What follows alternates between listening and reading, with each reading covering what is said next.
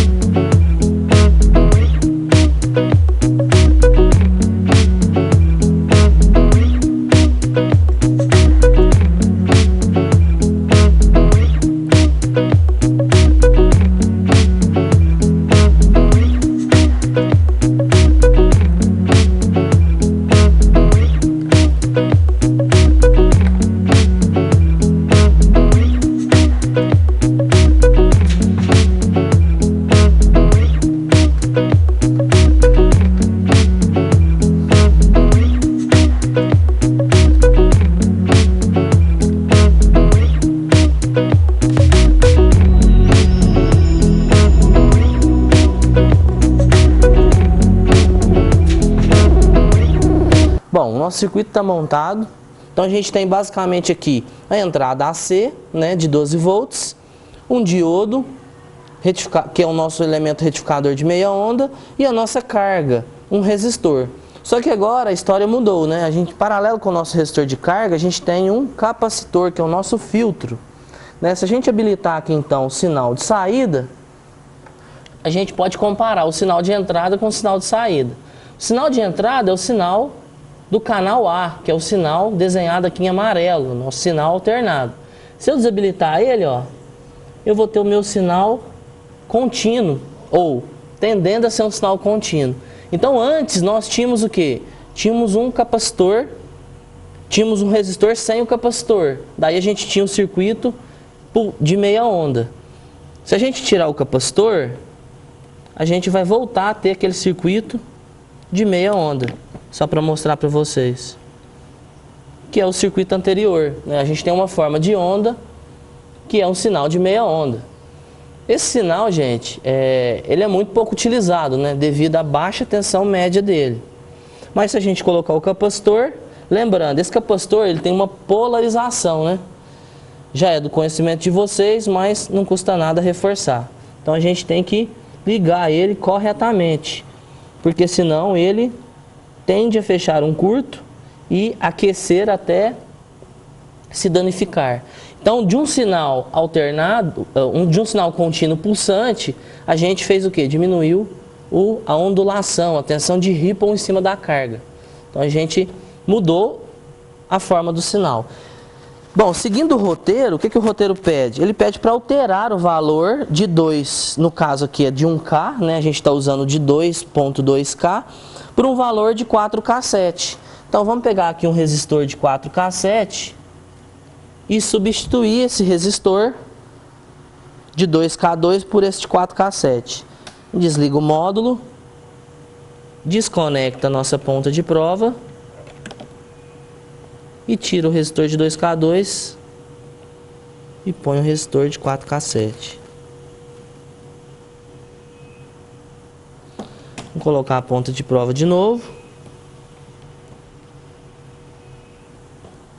E a gente pode energizar. Bom, o que aconteceu? Como vocês podem ver, a nossa tensão de ondulação ela diminuiu, né? Não foi tão significativo. Se a gente tivesse usado de 1K, teria sido mais significativo. O que aconteceu? A corrente do circuito diminuiu. Se a corrente diminuiu, a tensão de ripple, de ondulação, ela diminui.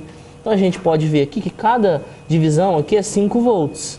Se a gente posicionar aqui dentro de uma divisão, a gente está tendo um ripple aí de próximo de 5 volts. Ó.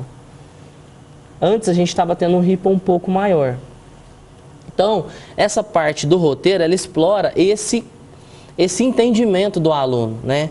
Que diminuindo o valor da corrente ou aumentando o valor da resistência, a gente muda a tensão de ondulação do meu filtro, né? do meu sinal de saída, do meu retificador.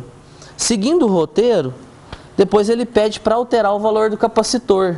Então o capacitor que a gente está usando é um capacitor de 10 micro, uma capacitância relativamente baixa, né, para um circuito retificador.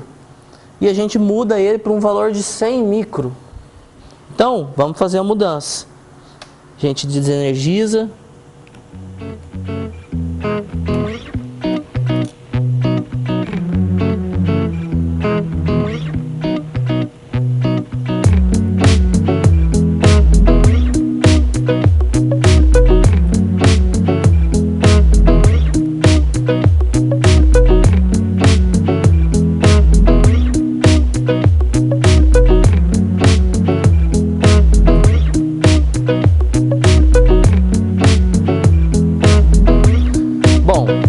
Depois de mudar o capacitor, a gente pode perceber aqui, visualizando o sinal de saída no osciloscópio, vou posicionar novamente aqui o 0 no meio da tela.